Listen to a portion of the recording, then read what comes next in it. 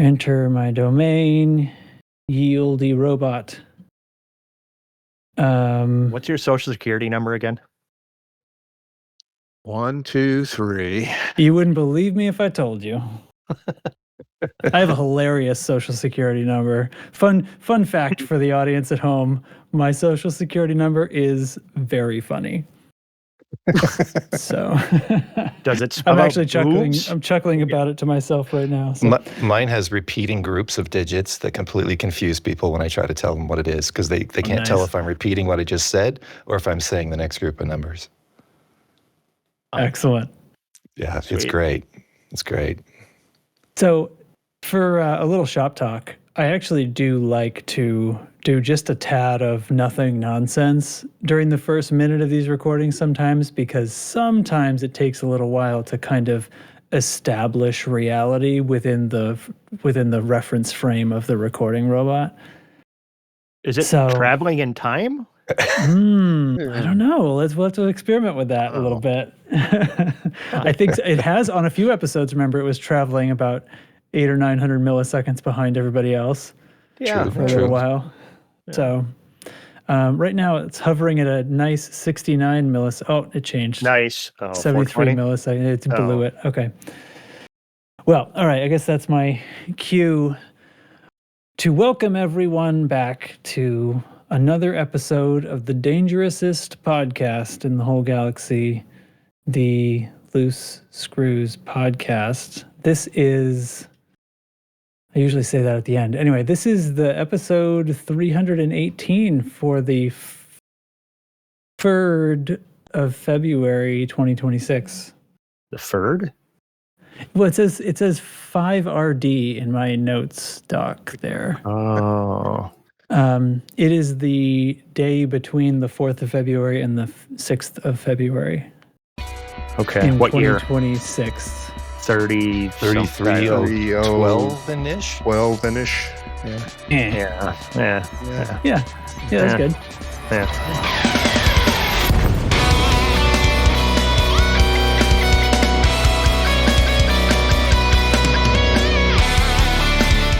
Yeah, welcome everybody.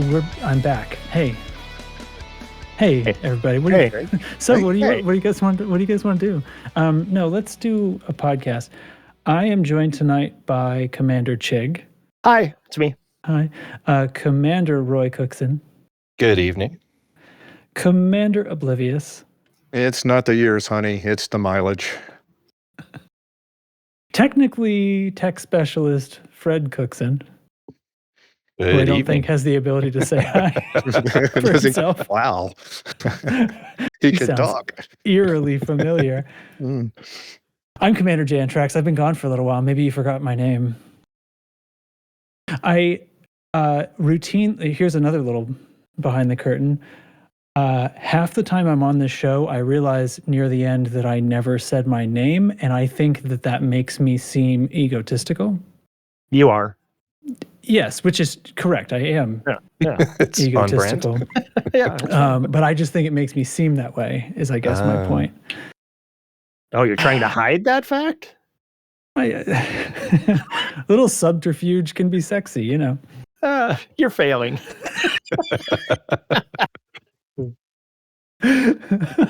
Okay.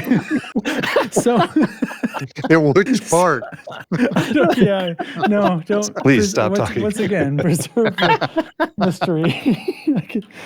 Okay. It's a little warm in my room now. Man, shots fired already. I'm sorry. I'll behave. Ooh, all right. So, what were we doing? We were gonna remember your name. I think a podcast.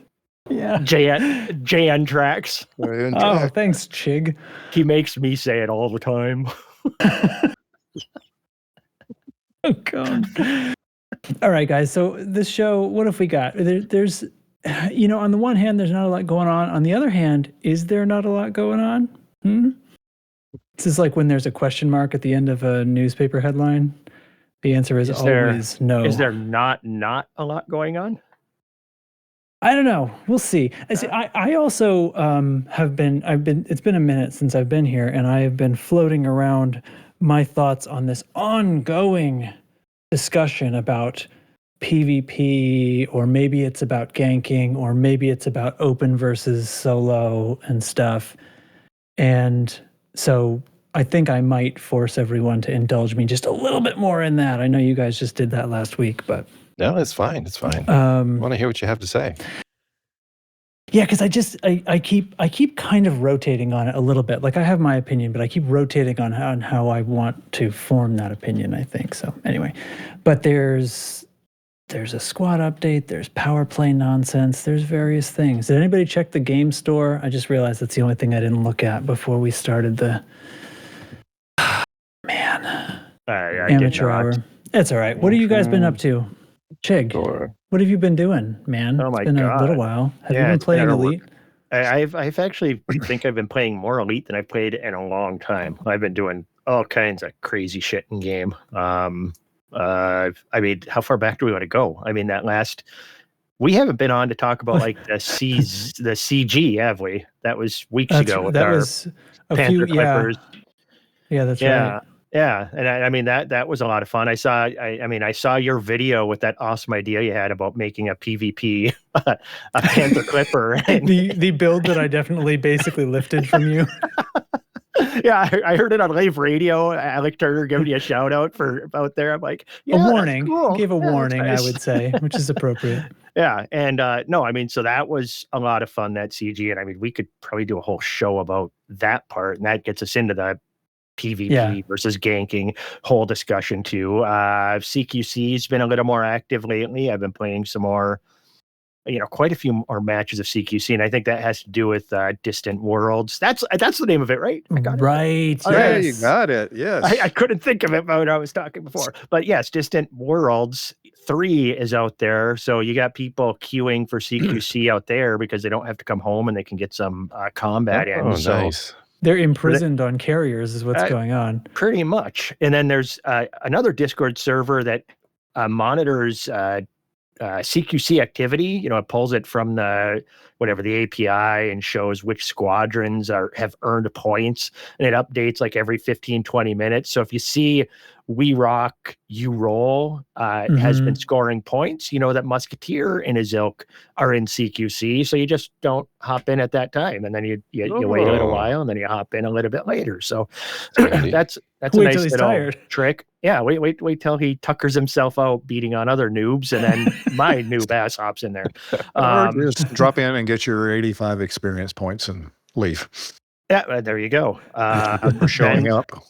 Then I went on a short exploration just because I wanted to. That's what's nice about having done everything in the game. You just go do something random. So I did that because they needed some exploration data somewhere. Then I went mining for a little while just because I hadn't in a while. And I have a lot of thoughts on the Type 11. Oh, okay. That came up for credits since the last time we were on the show. What else have I done? That's right. I don't know, all kinds of stuff. Oh, I did the relic running.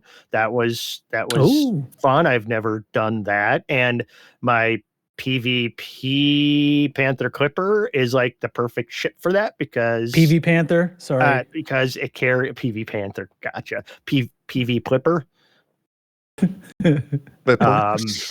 So that thing, because expertly it carries derailed in full combat mode, that thing carries 600 cargo, which is exactly what you transport. And if you want whatchamacallit, power play levels, Soon-till relics. Each run of Soon-till relics gains you 2 levels in whatever power you're on. So it's the fastest way to build up power play levels. And not that once you get to 100 you don't need them anymore really, but I am absolutely full on all my engineering mets again because of stuff like that. So I've done pretty much, if there's an activity in the game, I've done a little bit of it over the last few weeks. So definitely talk about that kind of random crap too. So that's me. What about you, Mr. Roy Cooks? Let's see. Real life, more weekend shenanigans with the wife, traveling and having fun without kids around. So that's been good. Pics or it didn't happen. You do not have to send us pics of what you and your wife did while you were by yourselves. moving right along. Again. In game, I delivered some stuff for Alex-andrinus power play. I was hauling pamphlets. It's actually the first time I've done that in power play too, and I was, I think, both happy and sad to learn that I couldn't accelerate the purchase of those pamphlets by paying anything. Sad because I, at a low level, I'm not that high level, and I'm thinking like level 19 or 20 or something, and so I can't actually get that many pamphlets at once. So that was kind of sad, but happy that I didn't have to do the carpal tunnel inducing game that was Power Play 1 of eight different clicks to get in and out of the screen to buy 20 more pamphlets or whatever it was, and then do that for 45 minutes. So yeah, I did that, and actually, at the moment, fast forward. This is the second time I've played this week. Is tonight, and I'm trying out this thing that maybe we'll talk about a bit later with the biological site. Some oddities there, and I'm doing a little science to see what I can learn about this thing. So maybe more to talk about that later. Let's hear from Oblivious. Well, real life has been getting this new system, this new computer set up and running the way I want to. You forget all the little quality of life changes you make to your rig over the years until you swap out of it and go to a new one and going, how the hell did I do that before? And why doesn't it do this? And why did you have to go back and recreate all of that? So I've been working through this, taking me a little longer than I thought it would take. And in the middle of all that newness, I decided I would try a beta test on the audio mixing side of the house. For you Elgato fans out there, I am a Stream Deck guy. I like the Stream Deck and used it before, and I've used their mixing product called Wavelink 2. But now they've come out with another one, beta, and it is beta, Wavelink 3, that I'm enjoying. I think the routing table is a little more intuitive. And you do not have to have an Elgato product to use it. Before, it was a requirement, but now anybody can use it. But right now, it's just Windows 11. Forever, anyway, it's just Windows 11 because they rewrote the app, and it has dependencies that are not present in Windows 10. So Windows 10. So it'll never be a 10 version, probably. Right. Yeah. There can't be. Yeah. Gotcha. So I haven't done a lot in game because I've been messing with all those little things. But I'm in it right now, and I've jumped into it a couple times, and this new system, it's gorgeous, absolutely gorgeous. So a big improvement over from what I had. So how about you, Mr. Tracks? Me, I haven't played in a bit. I was playing quite a lot. We did the Panther CG stuff that was terribly fun, and there was some BGS War stuff that you guys talked about, and I participated in that. And then I got my schedule just completely fell apart. I had a project that has been planned for several months that has gone on this week. So tomorrow's the last day, but I've been Sunday to Friday at this other studio that I work at. Not my studio, but a larger facility that I work at sometimes for things like this. So there are like 16 podcast episodes for a season that we're recording with video, multiple hosts.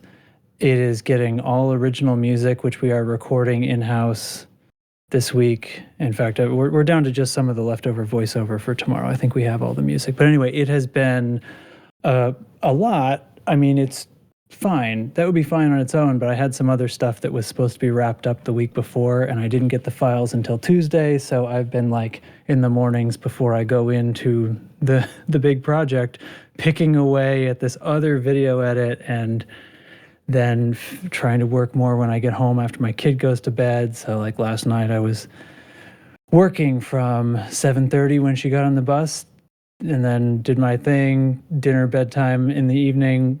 I actually did some taxes, and then back out and was working till 11 to get this stupid thing done. So anyway, out straight on that stuff. So I haven't done anything, but I'm so excited to hear about all this stuff. And been a real roller coaster about this stuff that that Roy and I are about to go experiment with. Is that enough of a teaser? I have been very up and down how I feel about that. So that's all for me. I'm in the game now. What's happening? And I've just arrived nearby, so I'm going to launch, and we're going to see what's going on with this. But first, should we take care of some business in here? Sure. Because I believe that our lovely friend Blooming Wind has updated squad stuff. Yeah, it is. Yes. All right, let's do that.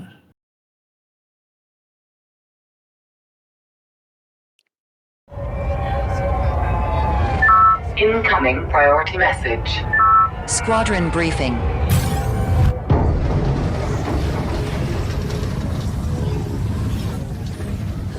Okay. Well, Mr. jnTracks, What? did you know that we have 391 star systems now, which we control 118? I am going to say no, that I didn't, because Well, you do saying now. yes, I read it on the sheet would be a dumb thing to say. Great. Well, Mr. jnTracks, there's other things I need to tell you. I'm sitting Keep saying comfortably. his name. Keep saying his name. It seems we're getting this feeling. It's more, well, it's not hard facts, but just been watching our systems over time.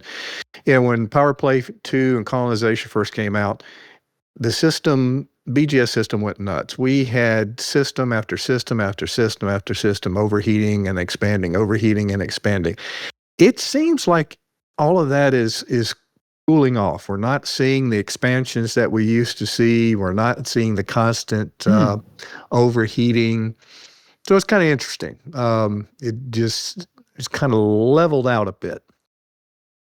Let's see. Now, of what we're trying to do now is really only talk about the conflicts that we're interested in. There's more conflicts out there than what we have listed in the standing orders and what we're going to talk about tonight. But the ones we're really going to concern ourselves are systems that we want to retain our position in, or if there's a particular starport that we're interested in. So there's two that we've got wars going on in right now. 23 Andromeda, we're up 3-0. Doesn't seem to be any opposition to that one. And one kicking off in, I'm going to call it Piscium Sector Letters and Numbers. It's a Coriolis system out there that our starport that we want to maintain. So if you want some pew-pew, head out to those two places and fight for the loose screws. Thank you. Let's see. You're welcome. Six systems, Mr. jnTracks, that we could use some influence to boost up a little bit. You can go out to our standing orders and see those. I'm not going to bore you with all the names that I will hideously pronounce. Not here. And let's see, one or two systems that we've got some states that we're kind of interested in. The car-pat-kah has an infrastructure failure. Well, what does that mean? Well, if you want to go run some missions to get it out of civil unrest and infrastructure failure, then that's a great candidate to go to. Or if you're looking to earn some credits, 7 Andromeda, and let's see, which the other one? Alex-andrinus are both in Boom. And in 7 Andromeda, platinum right now is going for about 213K a ton, and there's also some low temperature diamond cores out there that are going for 311K. So if you want to do a little mining and make some good money, hit that system while it's still in boom. And that is the BGS report, Mr. jnTracks. Thanks, asshole. Ooh. That's not going to lessen you sounding narcissistic. I know. It's not sexy either. Oh, man. Well, you miss 100% of the shots you don't take? Nope. Nope. Nope. So, okay. So then we have some power play stuff. Our good buddy Kruger 5 has sent another report in, and maybe I'll just pull up his little website here too while we. There we go. This is the short PP report.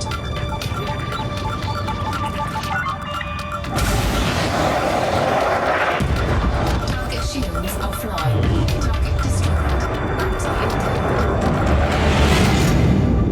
destroyed. It's average, so get your facts straight. Oh.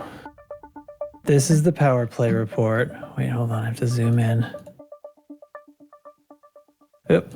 There we go. All right. I think I'm going to actually accidentally crash into this planet. Hold on. Let's not do that. Okay. Oh, God. My dark mode thing. Oh, God, no. Okay, so a little background on what's going on here. If anybody's Please. watching the video that I put on YouTube, you'll know what just happened. Right before we went on the show, because what you want to do is you want to change a bunch of things on your computer right before you start recording a That's the best podcast or doing a advice, yeah. broadcast. So I was like, why the fuck doesn't Google Docs have dark mode? And so I went and just put an extension on my browser that dark modifies Google Docs, because what the fuck, Google? What is going on with your whole deal right now? Great. Well, so I did that, and it made my notes sheet nice and dark. Love it. Wonderful. And no longer a bright, shining light in my otherwise like normally lit room. Except then I just opened Kruger's Power Play Rankings website, and it was white, and I'd never seen it be white before. And then I realized my dark mode that's inverting the colors in my Google Docs is affecting this tab. So I was like, oh, well, I'll just turn it off. But no, it turns off globally. So I just did a little like light show to myself, and now my eyes hurt. But the point is, the Relics Rush peaked. This is the info. The Relics Rush peaked with 600 tons and solid supply through the week. The big winners were, Ashley, Shocking. adding 82 new systems with 9 fortifieds and 3 new strongholds, far outpacing everyone. Although, frankly, Leon, Of course, they're not doing fine. anything in the Enclave right now. Yeah. Second closest was Liangri, who added 51 new systems. Grom, while mid-pack and overall systems, took advantage and led the number of new strongholds with 4. And someone forgot to tell Torval, Petraeus, and Delane about the relics, all gaining less than 8 systems. Slackers. Yeah, Petraeus actually lost a stronghold. So only team in the red there on any column is Petraeus. So anyway, Have we ever talked about the relics running and stuff on the show? I don't know. Do people I've know never what done that that, is? but fill me in. Talk to me like I've never done it before, because I haven't. I'll let Oblivious do it because he knows what it's actually doing in the game. Do I? I don't know. I assume somebody does, because you guys always start talking about it when the supply goes up, when it's in boom or something like that. And then the supply goes up and you get a shit ton of merits for, transporting these things. What is this?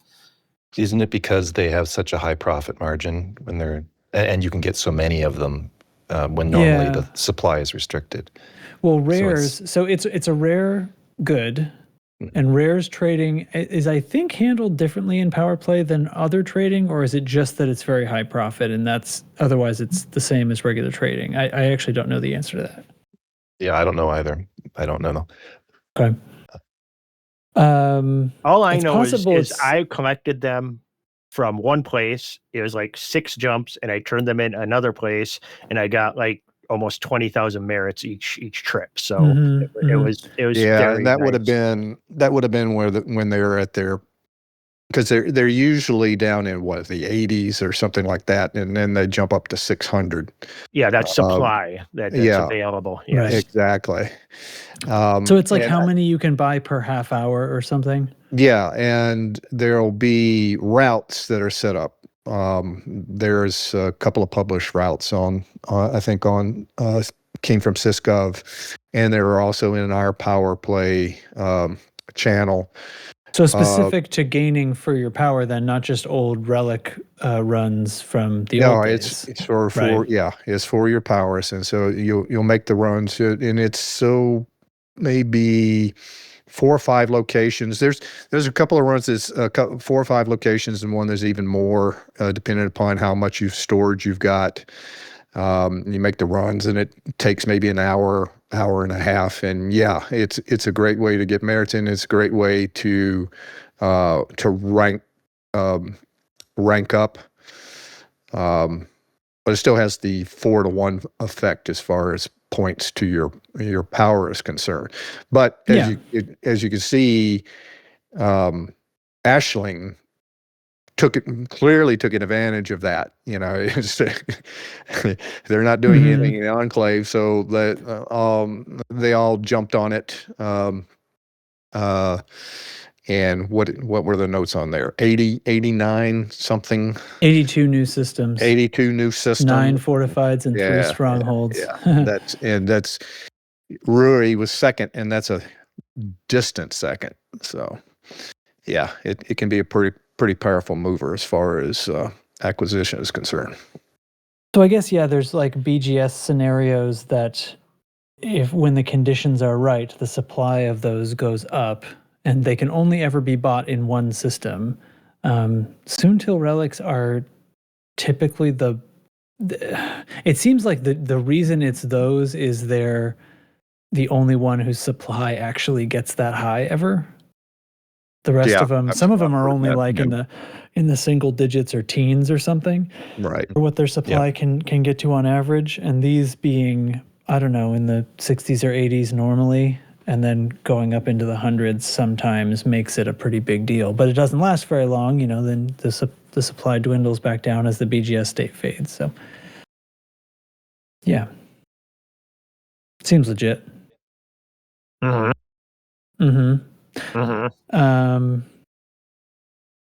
Which brings me to my next trick. The ceasefire in the Enclave basically gets... So this originally was... There was a little confusion about this, I think, but this, I guess, originally was a player choice.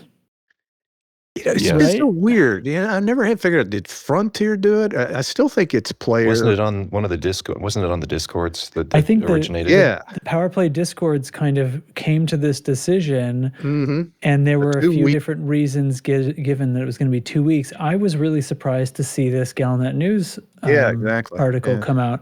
So, and this was just a couple of days ago, this hit. So Coalition announces non-aggression pact amid HIP 87621 hostilities, and basically like writing it into the story. And so that makes me think maybe they did want it to have an end. They wanted to start doing this stuff like they're publishing the other story about Radicoidia, the genetic science report getting released. So they are kind of wanting to move this along. So maybe if they just write into the story that, so the powers that are left, that's fine. We're just going to not insist that it's one person and move on. Maybe? What do you think? Don't you think their hand was forced? I mean, the players did this, and now everybody said we're not going to. I don't know, man. Right? I mean, can't you just sit on the plot? I mean, that just means you don't have to go back to work for a while. Like, you don't have to advance the story or put in the next thing that's going to be added. You can, okay. They're going to drag this out for another 6 months? Cool. I think it comes down to when they think they're going to release operations, and if whatever's coming from Radicoida supplements that. It would get out of sync if they just sat. Yeah. If they just sat and didn't move the plot, then what? Right. Yeah, I think it's an interesting. I mean, we don't know for sure, but yeah, it does seem like they respond for the sake of wanting that to move along. So kind of interesting. Still don't know if it tells us anything for sure, but How would they make it move along? Unless they well, I mean, I think decide to buff undermining, then that would be a blast. Oh, if they make it actually come down to 1. Yeah. Yeah, you're right. How would they make it? Right. And there was a wisp of like kind of sticking it to Frontier about this, right? About this ceasefire? Or was that all in the commentary? In the Reddit commentary. Yeah. Okay. The only commentary that matters. That's right.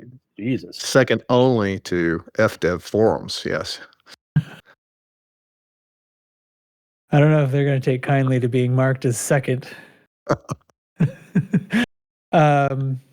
Just on this topic. Just on this topic. Anyway, the other Galnet news story was this thing about the radicoidia. I don't know. It's performance enhancing drugs, I guess. Yeah, it's kind of a funny way to intro it. We talked about that one last week. That's a weird one. Yeah, that's weird. Yeah, it had some strange language that we couldn't quite decipher what it actually meant in gameplay terms, other than a strength or speed buff. But the other one about reducing thinking time there didn't seem to be a bright line between that and a game mechanic. Yeah, I have to agree.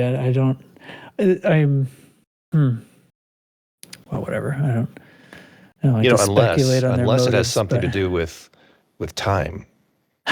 Oh, well, okay. What? So this is interesting. So on we go then to our other discussion topic, which so somebody shared this video yesterday, I guess. Yes. Okay. So a content creator makes a video about a bug that they, I don't want to say discovered, but that cataloged, I guess, and did some kind of fact finding around. And it seems that when you enter the instance of any of these radicoida plants, they are plants, right? They're plants with animal cell-like tendencies or something. Anyway, okay. So when you enter an instance with one of these, your game is existing in a game world that is older by it's like 3,000 days or something like that. Is like that what 10 years. Yeah. Like 3,500 or something. Yeah. And okay, so the thing is, the video. Well, wait a minute. It's younger, not older, isn't it? Younger. Yeah, yes. you It's like in the go past. backwards. Yeah. You go back into the past. And I finally watched the video, and I was expecting some explanation about how they kind of like discovered this and figured out what day it was. Unfortunately, and this is my complaint, this guy did not give any time at all in the video to explaining how and what and so on of what he is cataloging here. He just immediately declares that this is a time skip, presumes that it's lore, and just says this can't be a bug because it's repeatable, which is just really blew my hair back, that comment. And then just goes off for like 15 minutes about how this must fit into the lore based on all this like supposition stacked on top of supposition over and over again. Assuming this conclusion from the beginning without ever explaining it or justifying it. Okay, so wait. Which part did you not like? The part where he calls the Thargoids time travelers, or the part where he just says it's like this? Okay, in truth. So zoom out and be serious for a second, Justin. Okay. I'm gonna say, this this is Wait. I got to stop you again. We just got used to calling you jnTracks. Now you're going to go. Now we're Justin going to go to Justin.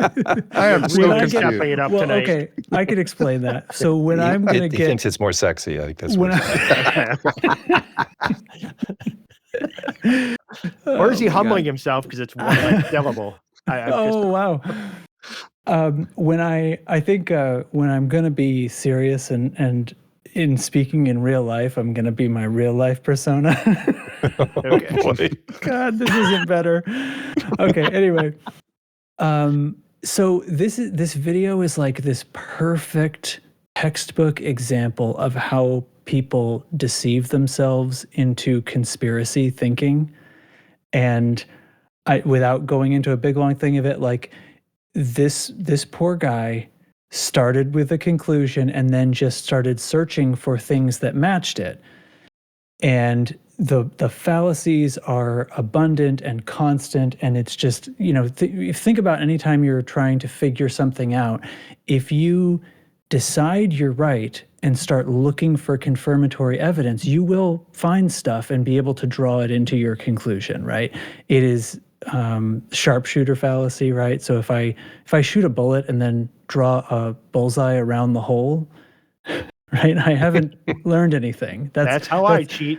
This is what's going on, right? If you assume a conclusion and then just pay attention to the things that you've managed to convince yourself match it, but instead you should try to disprove it and try to figure out what's wrong with your own conclusion and keep your head on straight. So anyway, without digging on this poor guy too much more, that's what I saw, and I was like, this is the dumbest thing. This guy is so wrong. It's just a funny bug. The only thing he's learned is probably some weird quirk about how this game engine is and how it's tied into like the old planet generation system before it got redone for Odyssey and stuff like that. Okay.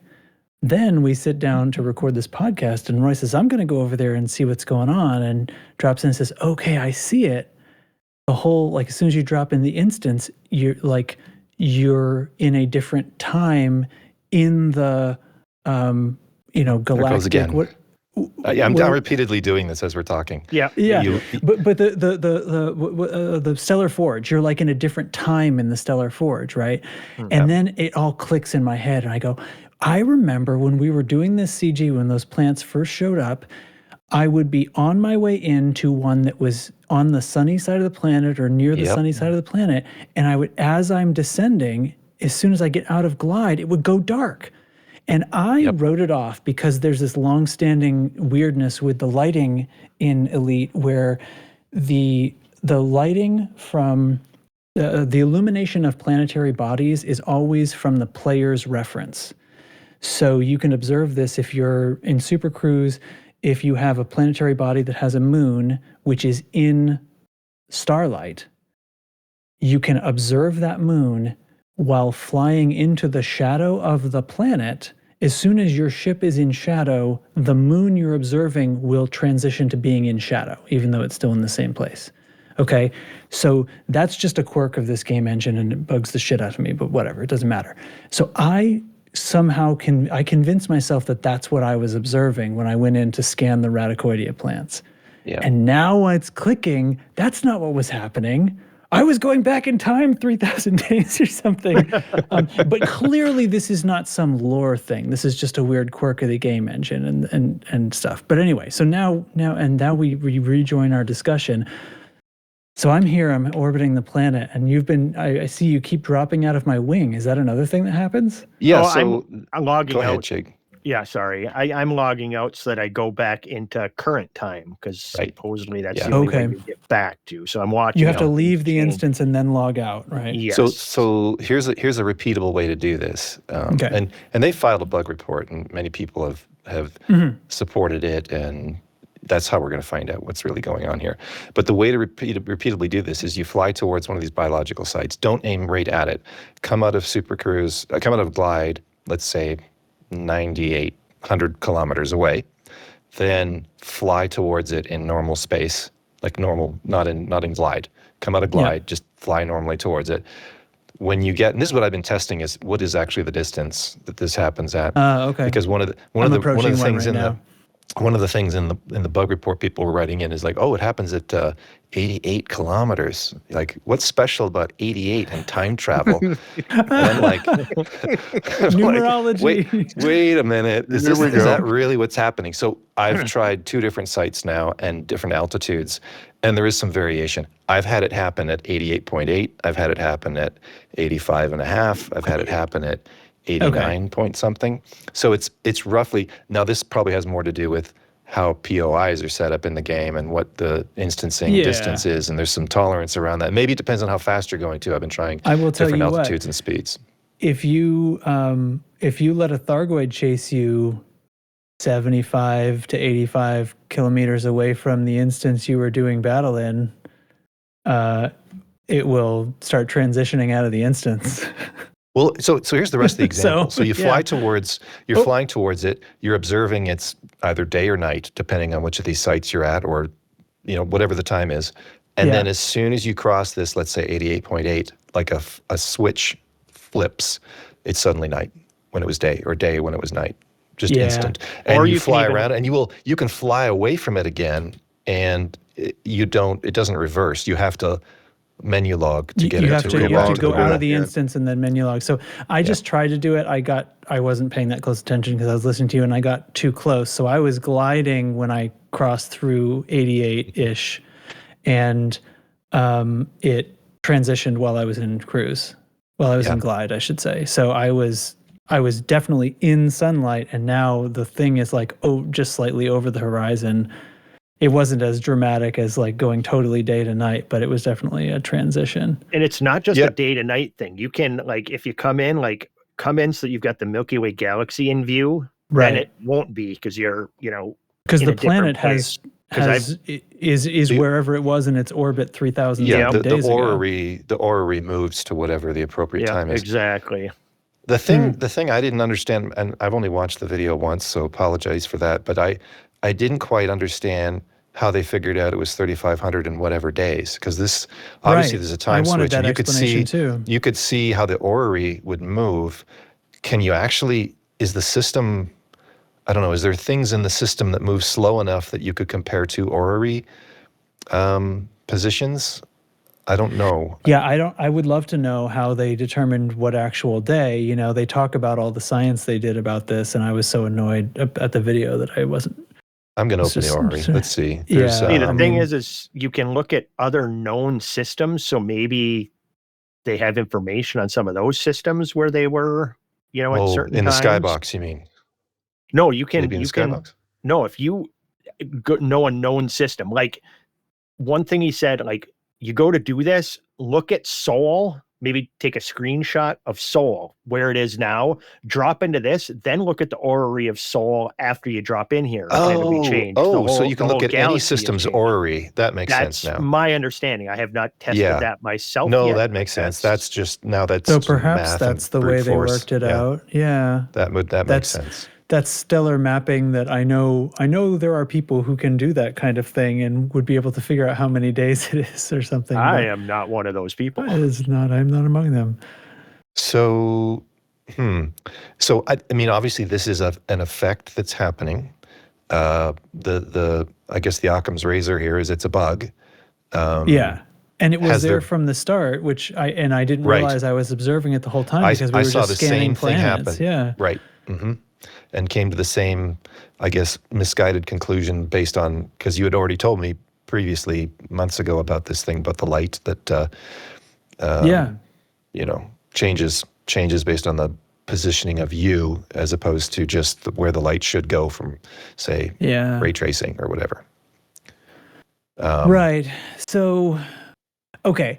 And now when this was first explained to me, I thought it had something to do with the planet terrain generation system, and like that's how they were seeing it. So are we seeing different planet terrain, like planet terrain that would have existed in Horizons?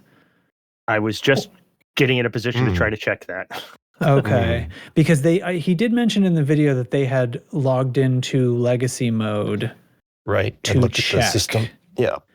or actually, come to think of it, maybe that's how they were determining what day it. No, that doesn't make any sense. That wouldn't make it any easier.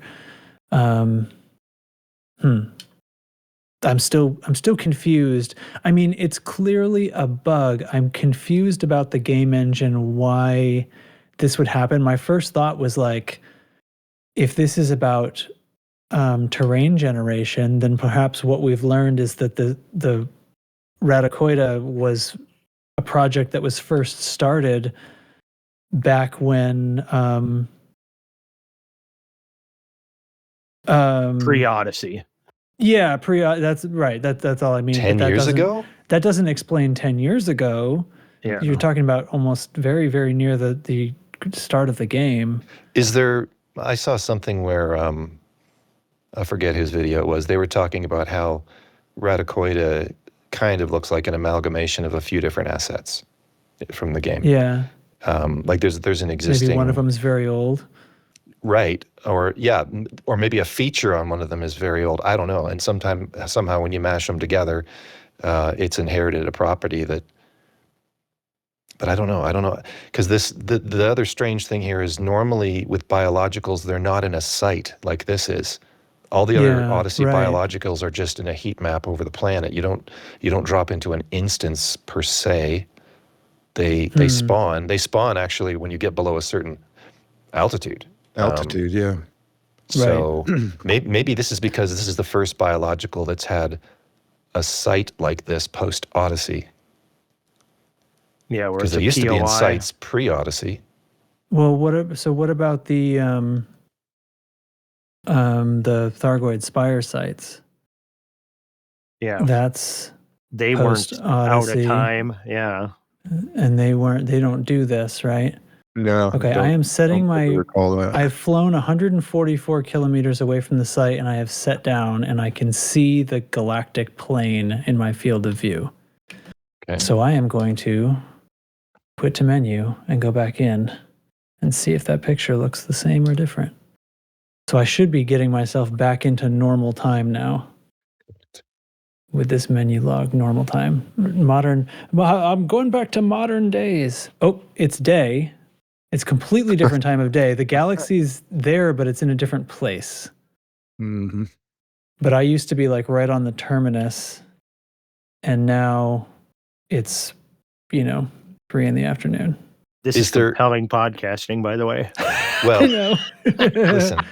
I am recording video for the YouTube. Part of your critique is about the scientific method and how it's been it's just used in a less than rigorous way. Turning this all into like lore hunting makes no sense to me whatsoever. But anyway, is there anything else you could think of to test that might shed more light on this? Like, is there? Okay, one thing. Just another data set here. I parked like right in front of a mountain, just to see if the terrain changed at all. A very distinct looking mountain. Oh yeah. And logged off, 95 kilometers out, and logged back on. It went from nighttime to daytime, but the mountain did not change at all. So terrain does not change. The peak that I landed on also looks the same. So yeah, the terrain's the same. So that's interesting though, because that means it's using the modern terrain, even if it's putting the planetary bodies in a position that they were in 3,000 days ago. Yeah, that is jarring when it goes from day to night as you're flying in. Right at about around 90. Is there anything you can do if you have one ship 10 years in the past that can interact somehow with something outside of that space? Well, is there any useful utility in that? I don't think there's useful. I don't know. I mean, they did something like that in the video. I think he sort of showed it where he was in the time and the other person joined him, and you could see them.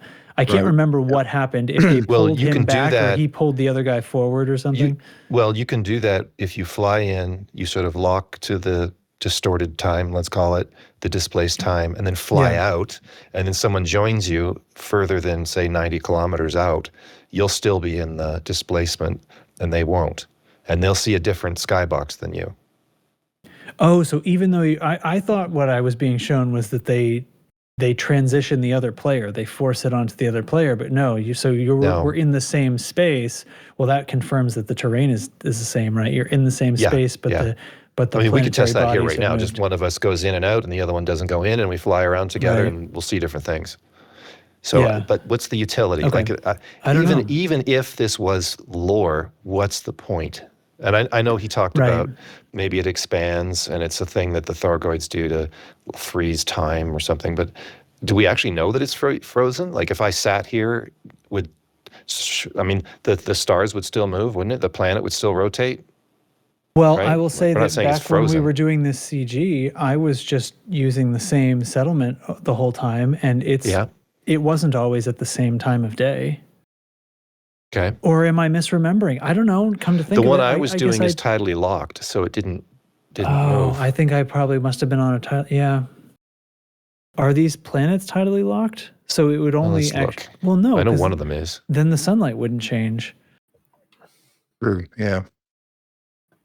Changes in solo and in open. Just just to check boxes.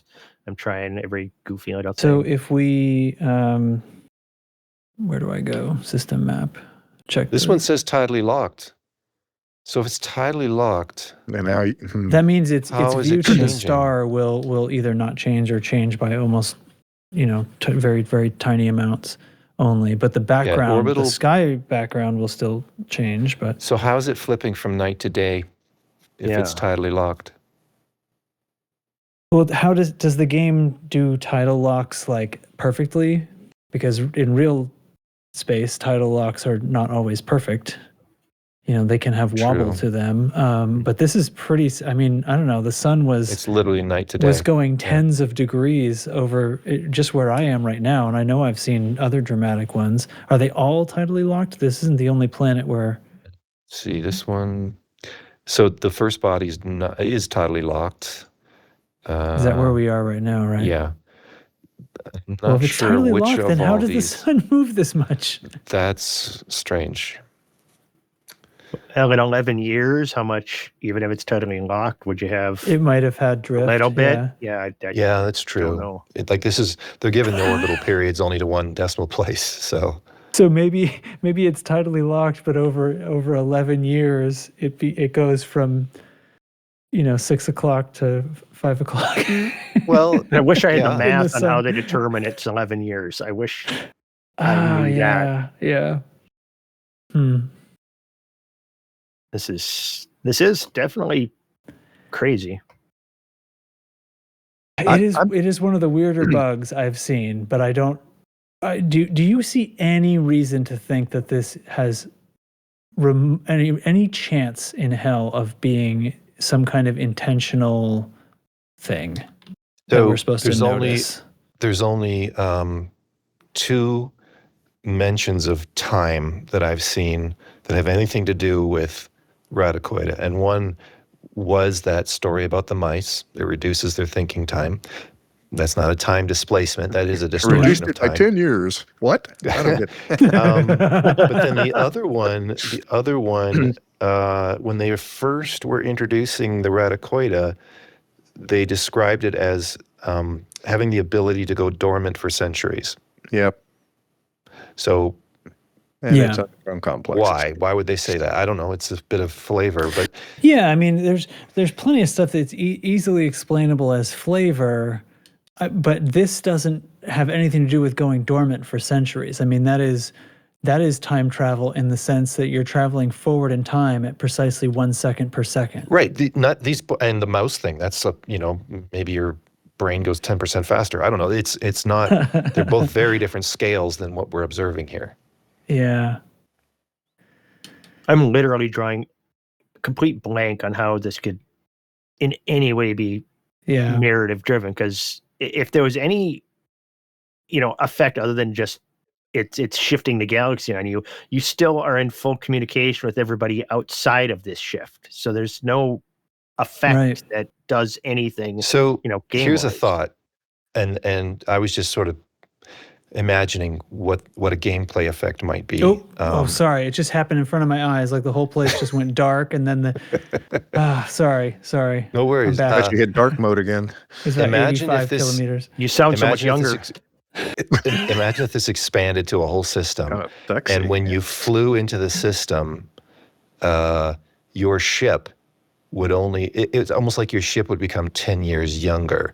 So SCO wouldn't work. Maybe engineering wouldn't even work. You would literally be like pulling all the ships back to the baseline of the old ships. In fact, I'm here in a Cobra 5 right now. It did not exist.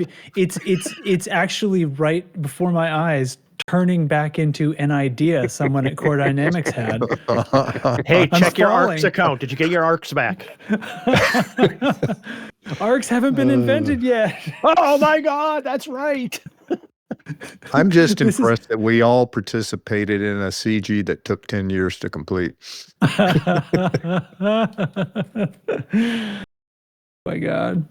A CG that they started 11 years ago that involves using a suit that didn't exist. I mean, everything about this is just weird. And the fact that there's nothing, it's happening in the past of this system is not affecting anything outside. But it's not in the past of this system. The whole galaxy's in the I know, past that's what I'm saying. When we go here, but if you're in another system and we're in a team, that's what we are. We're not wings, right? We're teams. Yes. If we're in a team you're not in this, it would have been really interesting if all of a sudden you're in a team and you go through this thing and all of a sudden you're not in the team anymore. If that happened, it might have been interesting. Or that would have been signs that signs that it would have been intentional. Yeah, you when you come here, your Artemis suit doesn't exist. Oh, couldn't pull that one off. Okay, but that won't work. Yeah, you're 10 years in the past, 11 years in the past. I think it's like 3,800 and some days. So roughly 11 years, right? A little under 11 years. So let's call it 10 years, a decade. You go back a decade. How does that sound? But you're still, you're not really back. You're just the galaxy that you're the orrery position, because really it's not changing anything else. The planet generation's the same, everything's the same, just the orrery's different. Right. Why? It's just a different point in the lifespan of the galaxy. It would be fun to do like Back to the Future-y stuff like that. Like, you go through and my Cobra 5 is suddenly a Cobra 1 or whatever. I'm going to find a sports almanac. if they did this, but we're going back in time instead of anyway. Well, you got to go back in time to get it, and then you go back to the future. Wait.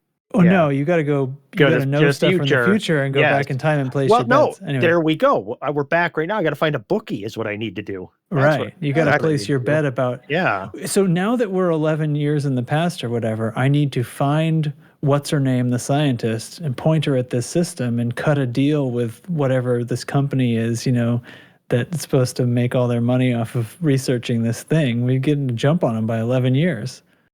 We get our power in here before 11 years before the Enclave. What was her name?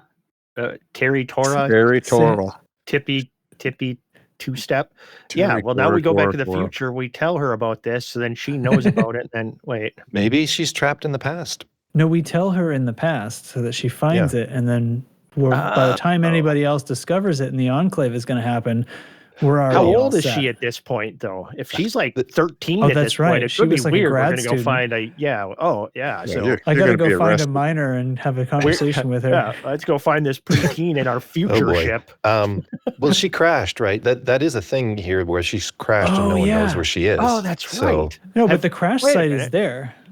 I know, but if she walked into one of these sites, then maybe she's now trapped 10 years in the past. Which would mean, though, that unless she died back there, she'd show up somewhere else 10 years older. I'm going to go to the crash site. Well, yeah, and the stuff they were writing to us about she disappeared. She didn't disappear 10 years ago. The guy wrote us thinking he might still find her because it had been a few days or something.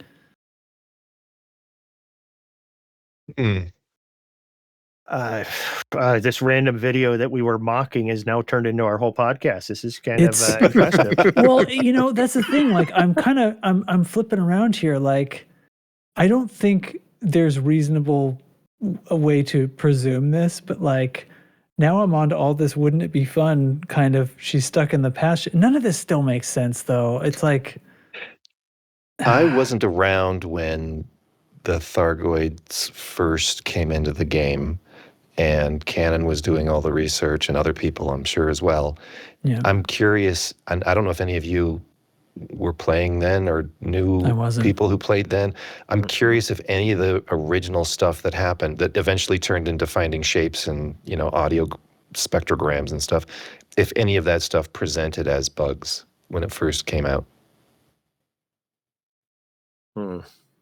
Good question. Well, not these bugs. I don't know. I mean, yeah. Has Canon Nothing looked I've at ever any heard. of this? I mean, do we know if Canon has touched this? Is that guy in Canon? I don't even know who this guy is who made this video. don't either. He's got like 300 followers or 300 subscribers on his channel. He's part of Canon. Okay, that checks out. Yep. Okay. This is definitely up their alley. I'm not going to say I completely dismissed this, but I definitely dismissed it. And now I'm slightly intrigued now that we're out here playing with it and seeing how dumb. But that's the beauty of this game is, we instantly, when had the weird lighting stuff at these sites when we first got here, we just shrugged it off as another bug. As a different, a bug that I thought I knew about, or I thought was one of the known ones.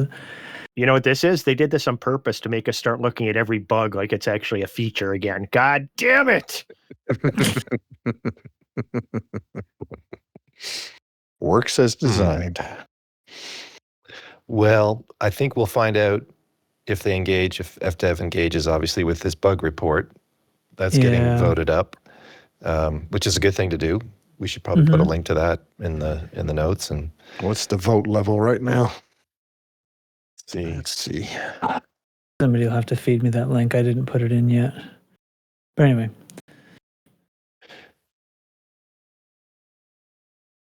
Oh man, this is I don't know.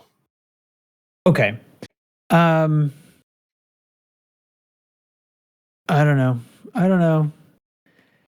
I am still trying to come up with how I'm not enough of a coder to even conceive of how this bug could have happened. I would love to hear sort of a little discussion at the end of this of like, here's how this crazy thing happened. I know we're not really getting like dev streams anymore, but this would be a really special one. A little bit about how the sausage is made. I mean, how's the clock synced? And if we're jumping into a different time, why doesn't the clock in game change? That's how I mean, whatever. You could write that. You could either say that proves that it's not intentional, or you could say, well, why would your clock know that the time had changed? Well, to that I say, the same way when I go into my Gal map and zoom in on Sol, the Ori has changed too. My ship somehow knows everything without waiting for the speed of light to carry that information to me. So we just accept that it's a game, But that is jarring when it goes from night to day on you. It really an explosion. Oh yeah, it just happened. It's crazy. It's fun to play with. I mean, kudos for finding this and investigating it. And even if it doesn't turn out to be a lore thing, it's fun. It's fun. It's fun. Yeah, I definitely intriguing. We'll find out if anything happens. My guess is all sudden. My guess is we'll never know anything. My guess is it's a patch note when operations comes out. That they fixed it. Well, I don't know. I noticed something the other day. Like, remember back when raw materials, there's only 4 levels, but it used to be some were still called grade 5 and some were grade 4 back in the day. Remember when it was? I had never noticed that. I thought they were always 4. No, that back in the day it was screwy. Some of them were 5 by chance, but they're not for no anymore. Reason. Okay. Yeah, and they're not anymore. And I have no idea when they fixed that. Little bits of cleanup. Yeah. One last thought. I wonder, I got to test this to see when you jump to Super Cruise or not, does it clear the instance, clear the effect? Because otherwise you could be in this back in time state and then go fly somewhere and stay in that back in time state. Well, they said on the video, he says that the only way to get out of the back in time state, this is how I think this probably has something to do with the how they figured out what day it was, but you don't go back into real time until you menu log after leaving the instance. So you can fly anywhere right now, and you will be where all planetary bodies will be where they were almost 4,000 days ago.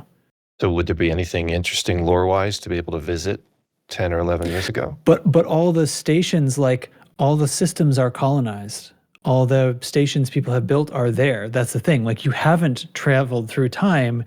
Planetary bodies are just in the positions that they were in at that time. That's the only thing that's actually changed.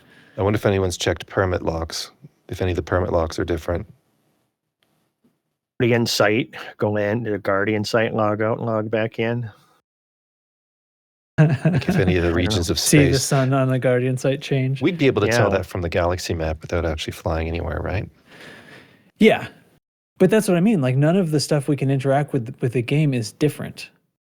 Well, I don't know if anyone's checked the permit logs, like these sectors of space that are all right. whole sectors locked. You're making me back that up, huh? Well, that's part of what he was saying, is he thought it had something to do with the coal sector, the big I'm in the swaths of coal. past. I am going to go to my carrier, which is in the next system over. Here I go. If my carrier exists, then I haven't traveled through time. I'm just, the orrery is just representing a different time. Yeah. So, well, is there anything that's tied to the orrery at all, other than position of things?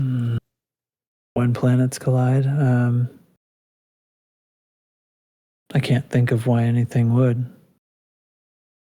None of the BGS is affected by it, right? I cannot think of how anything happens. I mean, does anyone know off the top of their head anything that's permit locked that we could just quickly go to in the galaxy map? I don't mean individual systems. I mean like these big blobs of permit locked space. Yeah, I don't know. Oh crap! My carrier's in a system that has no planetary bodies, so I can't enjoy the effect of having this one move. I'll have to go to some different system.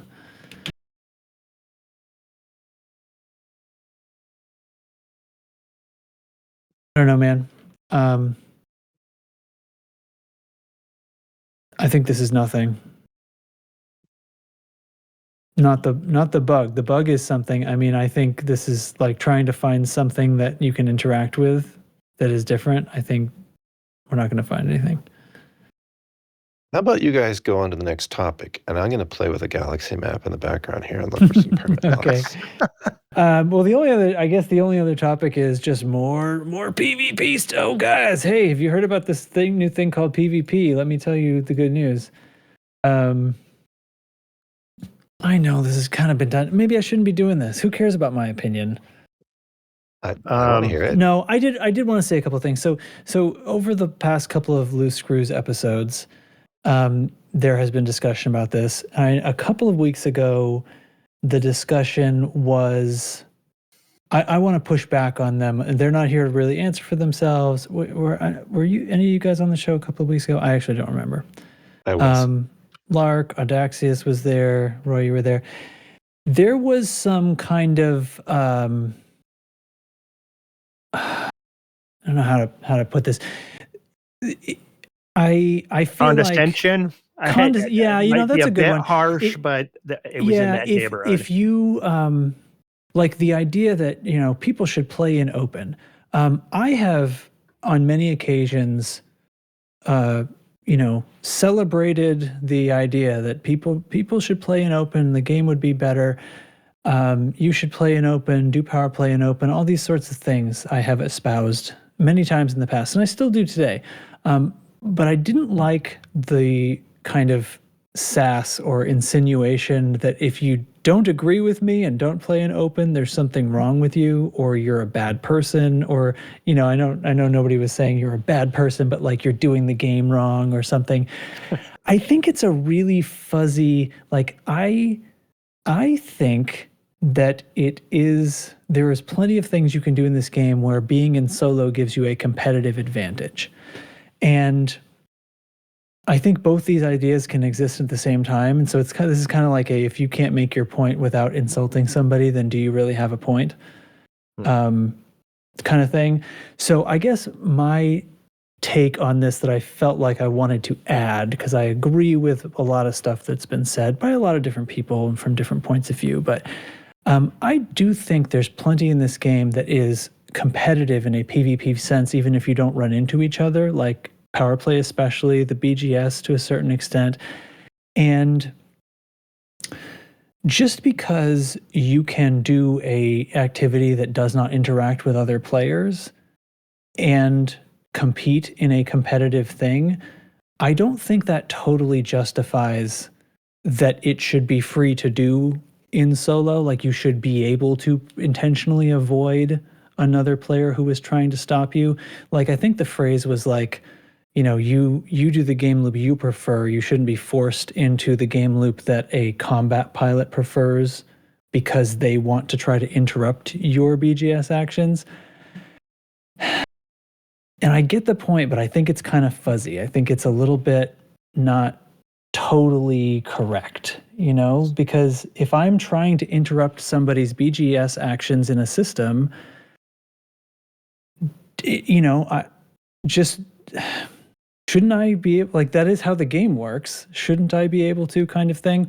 But I'm not telling people they can't play in solo. When I say I think everyone would have more fun playing in open, like I think the game would be better playing in open, it's kind of from the perspective of like, why are you playing a game if it is not going to have friction, right? And there are games out there where they are not designed to be something that you try to get better at and sometimes fail at. There are plenty of games that aren't a personal test of skill, or a challenge for the player, right? They might just be fun little things that make you happy and stuff. So these ideas are all swirling around in my head at the same time. But I for me personally, when I play a game, I like a challenge. So if I'm doing something that's just easy and is going to work every time, I find that to be very dull. So I get a lot more fulfillment if I decide, well, if I'm hauling, I'm going to put myself right in the line of fire and see if I can resist the oncoming combat,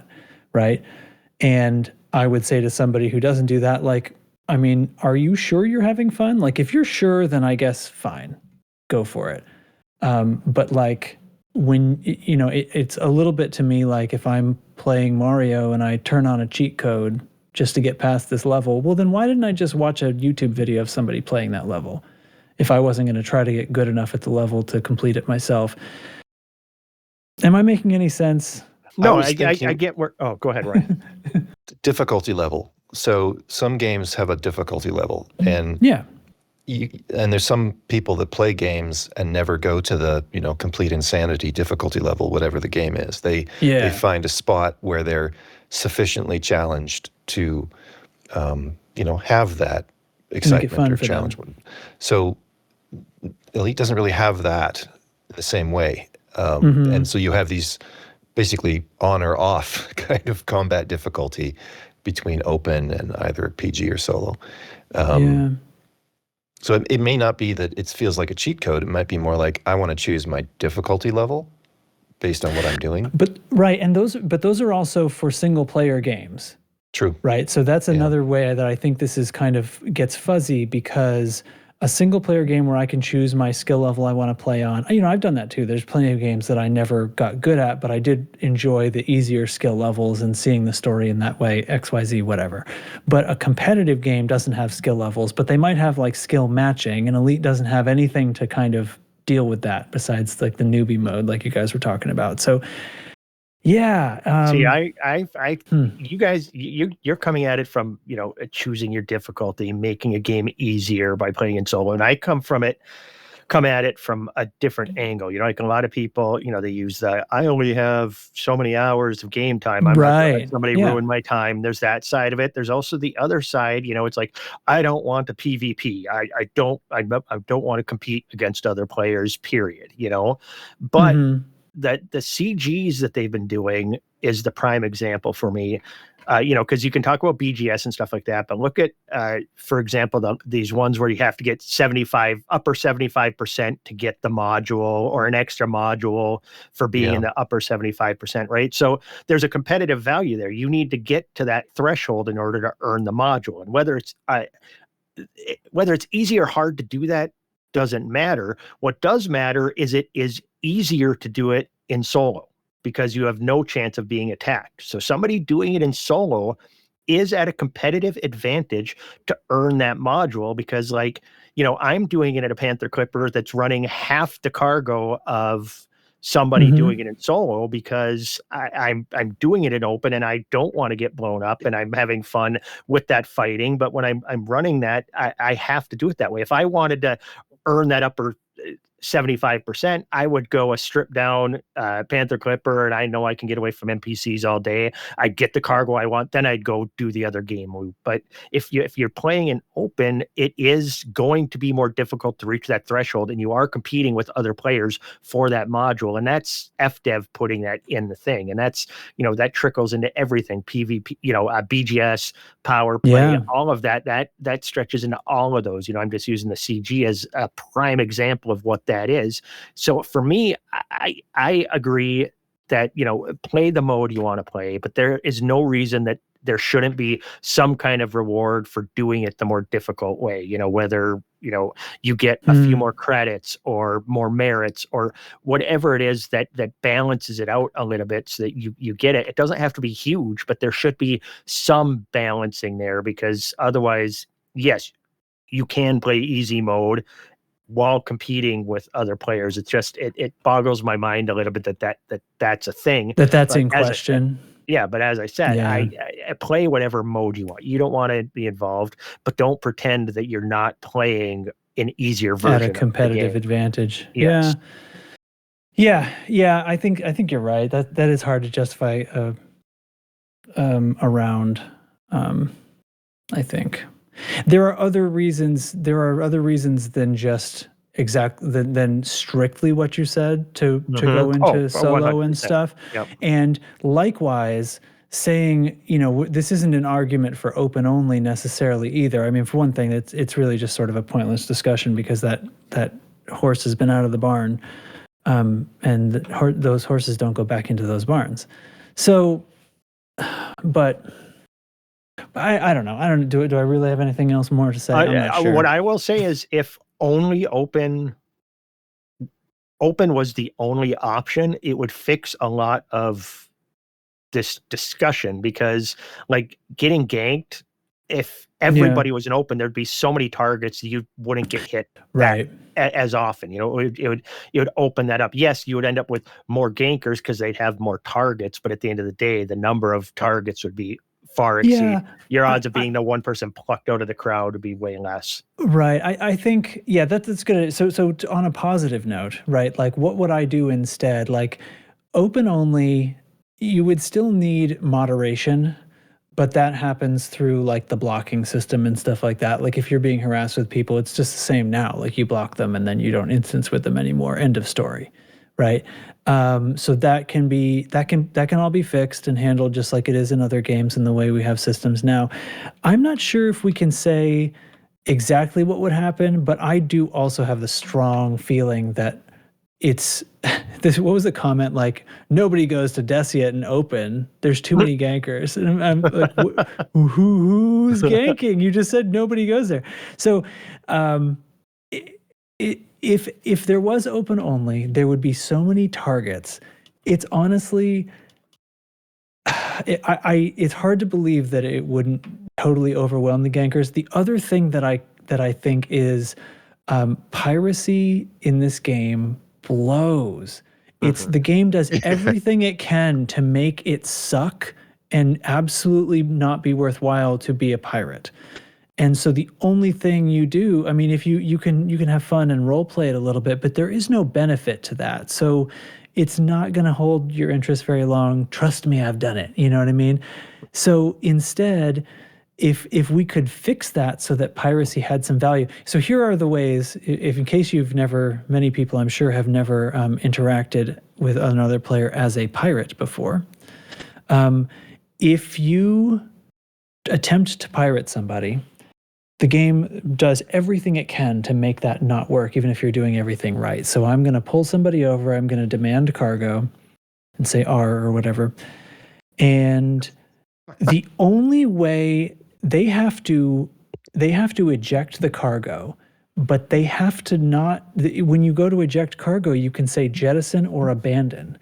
So even if they eject, they have to say abandon, they can't say jettison. So ejecting voluntarily and saying abandon at that dialogue is the only way to create cargo that doesn't have a stolen tag.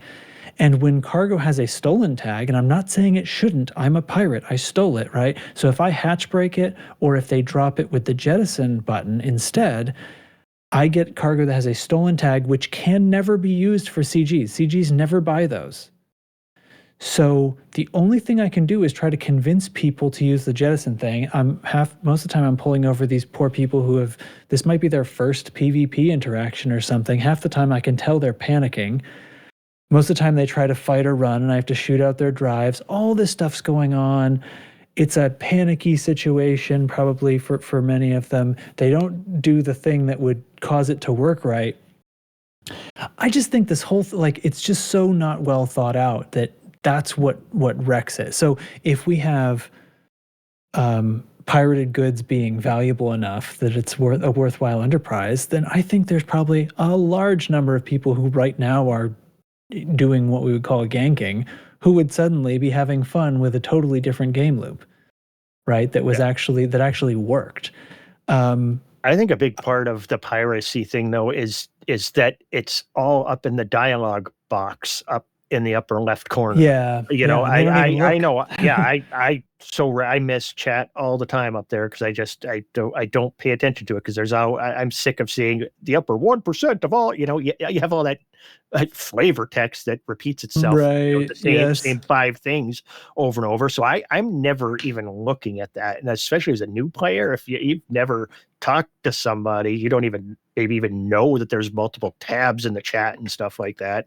You're not going to know what's going on. So maybe just some kind of communication thing, before you interdict, it pops a message on their screen, what you want. So as they're getting interdicted, they know what they're going to be dealing with when they drop out, and if it's a legitimate pirate compared to just a ganker, you're more prepared for that RP interaction rather than just freaking full panic, because you have no idea what's happening when you're getting pulled. You don't know what you're going to run into. By the way, one interjection before oblivious, I flew to a different system, landed on a planet in darkness. I was near the terminus because I wanted to make sure, but I was in total darkness where I was, star over the horizon. Now it is high in the sky after logging back in. So yes, you can go anywhere you want in the galaxy. Until you log back out, you will be in the old mode, and it happens in every system. Huh. Old or repositions. Okay, sorry, go on. Oh, I'm going to Cocky Joe, by the way. I'm going to go see if one of our Stargoid corpses are different in the past. Okay. Do we think operations is PvE only?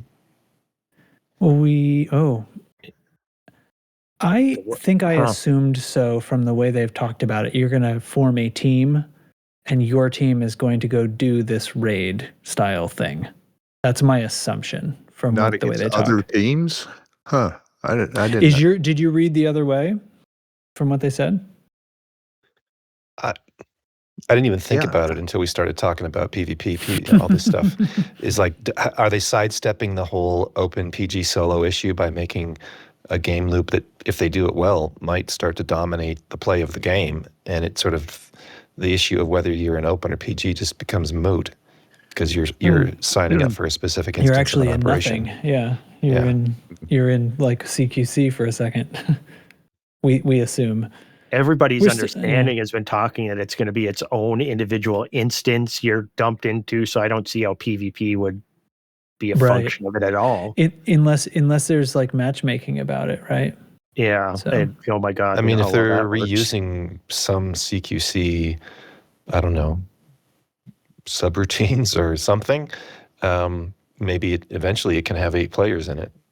Right now, CQC bug report on broken lobbies is the highest it's been in probably a few years. So there is some attention Thanks, being Distant sent Worlds. at that. But yeah, so it is actually, the lobbies are fucking garbage. It's if they're reusing that mechanic, piss off.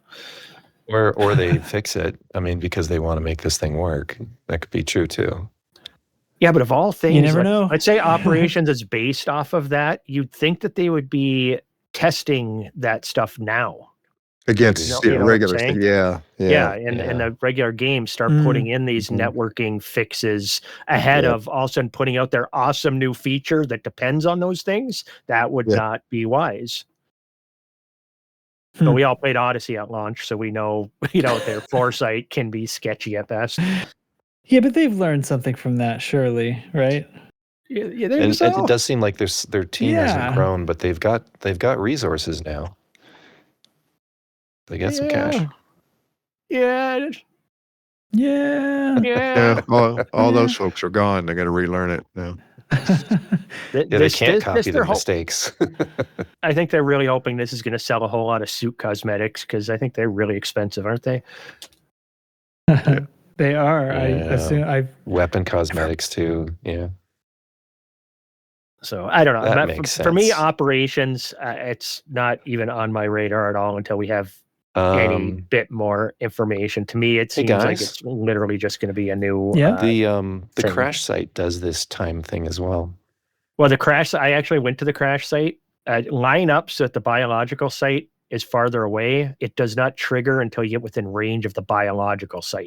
So I'm close to 2 of them. Okay. Yeah. The crash site is quite close to one of the bios. It's like That's 7 kilometers away. Yeah, I lined up specifically so that I was closer to the crash site, and I kept watching it. Yeah.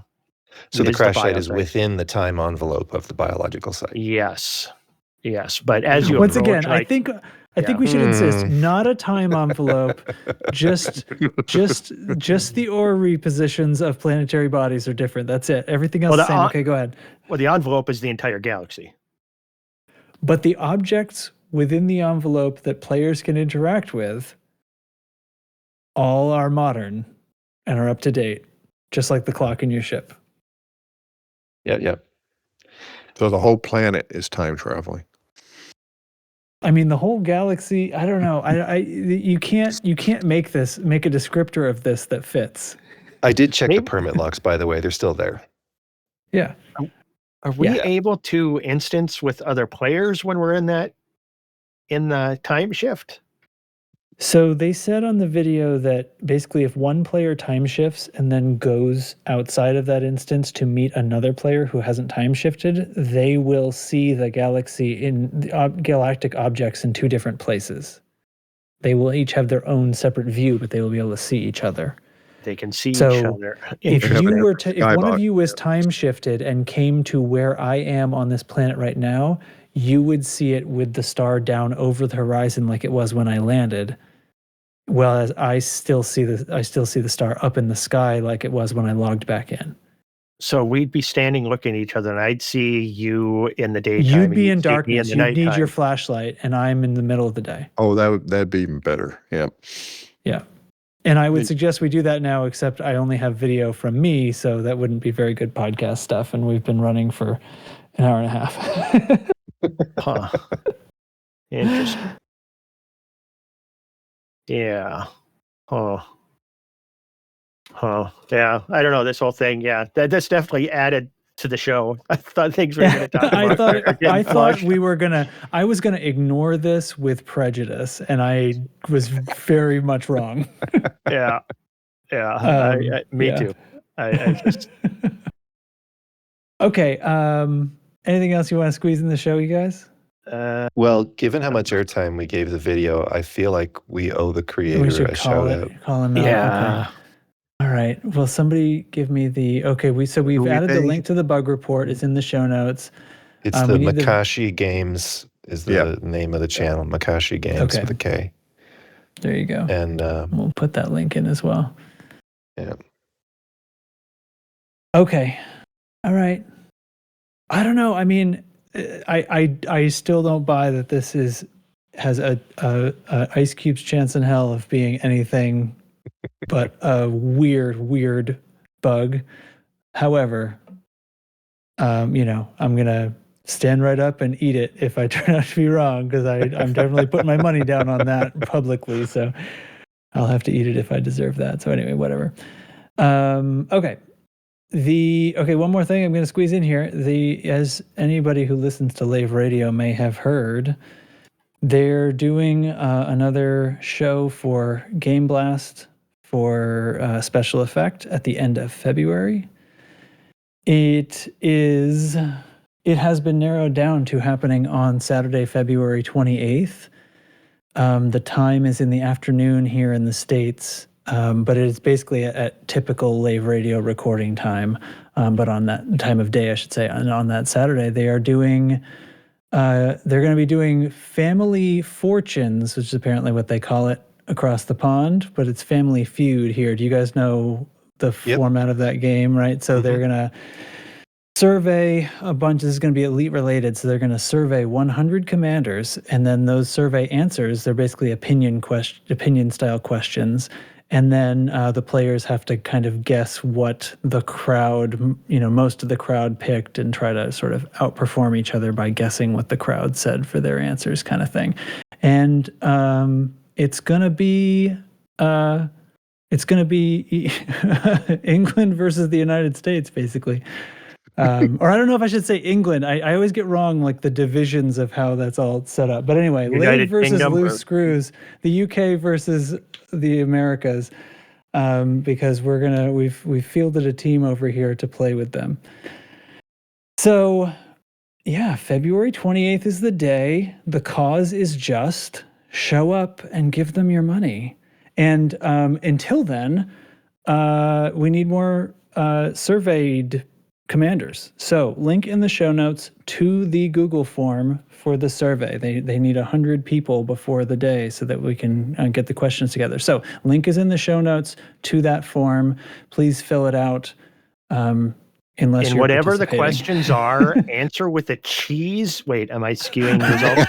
Yeah, I was about to say, like, everybody except those of us who are going to be playing should fill that out. But yeah, you take it. You do your own way, Chig. What should they answer for the first question?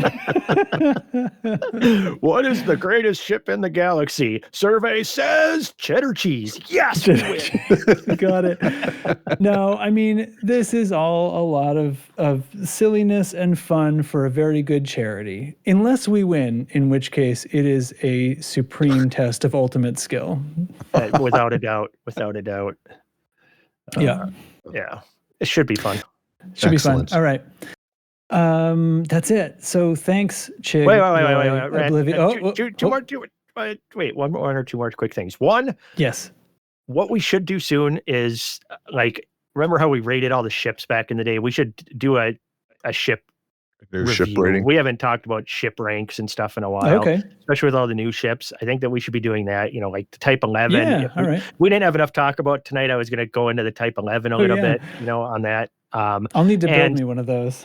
And next, would like to start doing Chig Chat again a little bit, but I'm putting it on the community to give topics.